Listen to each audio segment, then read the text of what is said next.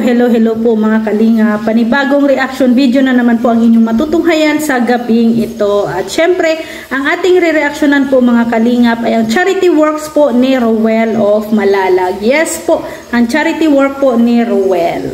Yan, 2 days ago mga kalingap, dinalaw po ni Rowell of Malalag si Razel. Kung naalala po ninyo ang batang ito na meron pong karamdaman, no? Pero na-inlove po siya sa lalaking normal, no, na walang kapansanan, at tinanggap naman po siya. Ito ay si Benji, no. So natunghayan natin ang storya ng buhay ni Razel. Kung kayo po ay followers po ni Rowell of Malalag at na sumusuporta kayo sa kanya, tiyak na napanood nyo din po ang kwento ng buhay ni Razel. Ito po yung kawawa din po ang batang ito, kasi nga po ay yung kanyang nanay po, no, ay babalik na ulit sa abroad. So tara mga kalinga, pakinggan natin ang pagdalaw po ni Rowell of Malalag dito po kay Razel. So yan po mga kalingap. Medyo matagal-tagal din na hindi ko nakita na vlog or na balikan ni Rowell si Razel, no? Dahil nga po ay nagbakasyon po si Rowell sa Davao. Dalang ayuda mga kalingap, galing po kay Sir Renato. Salamat po kay Sir Renato. So nagbigay po siya ng ayuda, no? Naghatid ng ayuda para kay Razel. Ito po siya sa kanilang dating tinitirhan, no? So, si mama po niya pumunta po ng Maynila. So yung nag-aalaga po sa kanya ngayon is kuya po niya.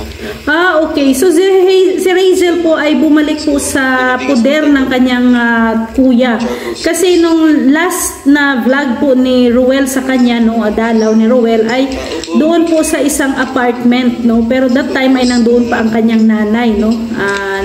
Inaalagaan siya ng kanyang nanay. So ngayon ay bumalik ulit siya, no, dito sa kanyang kapatid. Alam ko mayroon itong mga issues dito sila sa kanyang kapatid, pero siguro, no, naayos naman na. At masaya tayo at winelcome or inalagaan ulit siya ng kanyang kuya. Ayan po si Razel.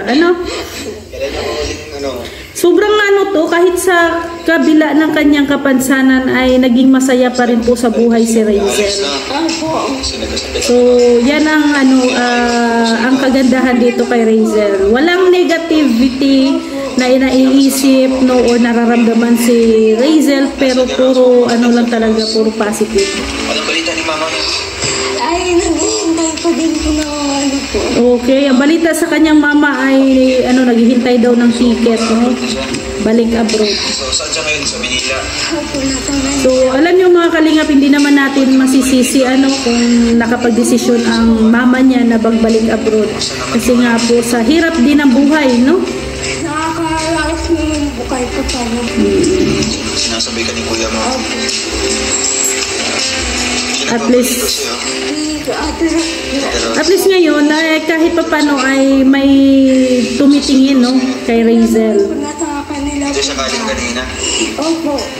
Pinaliruan nga po. Baby. Kaya ito lang yung nakakaawa kay Razel din, mga kalingap, kahit na sa kanyang positibo sa buhay, no, nagsusumikap talaga ito, nagsusumikap na maging normal, no, yung kanyang tindig niya, pananalita niya, yung galaw niya, gusto niya talagang maging normal. Kaya nagkaroon ito ng therapy, no, nagpa-therapy ito si Razel. Bibisita pa rin siya. Ngayong linggo. Mismo si Benji. Ay, sobra ko. Ay, si Benji po pala, no, almost 1 month na din daw pala hindi na dumadalaw din sa kanya, no? Matagal na rin.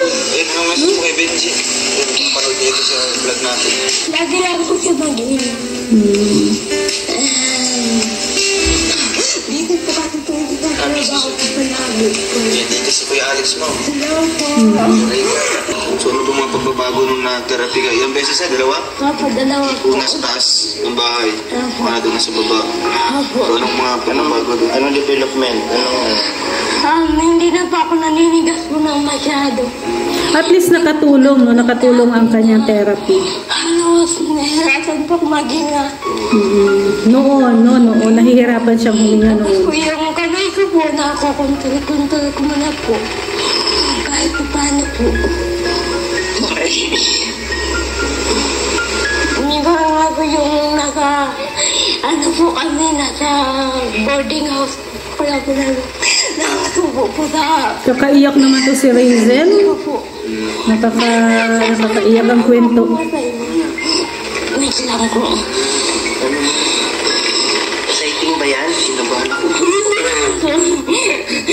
Salamat po sa mga binigay niyo po sa akin. Sobrang kaya ko po kasi malaking tulong po sa akin po ito. Hindi na po namin pagbibilin. Talaga po maraming salamat po. Laking tulong po talaga yung mga ayuda, no? Yung mga blessing na sinishare po ninyo sa mga charity vlogger, no? Kasi po, ang charity vlogger lang naman po, no, ay sila lang yung tulay na para maipaabot po yung tulong na gusto ninyo para doon po sa beneficiary. So sila yung kung for short, no, mauutusan, no, ang bilis ninyo mauutusan para ihatid yung ayuda na gusto po ninyo or blessing na gusto ninyo ibigay, no? Ano siya umakyat?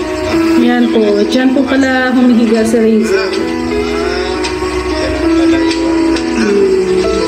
So ganyan siya humiga, no? So hindi siya hindi siya dependent, no?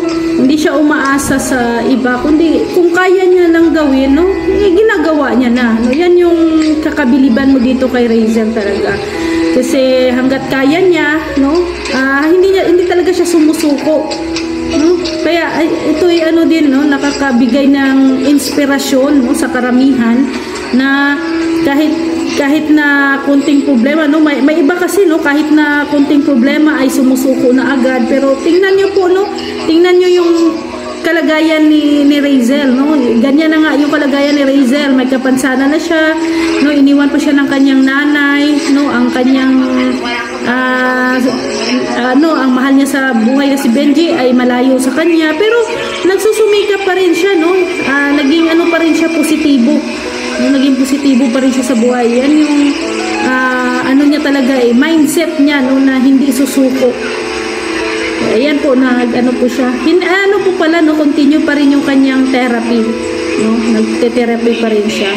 So buti na lang at merong ate or si tita na concerned din po sa kanya.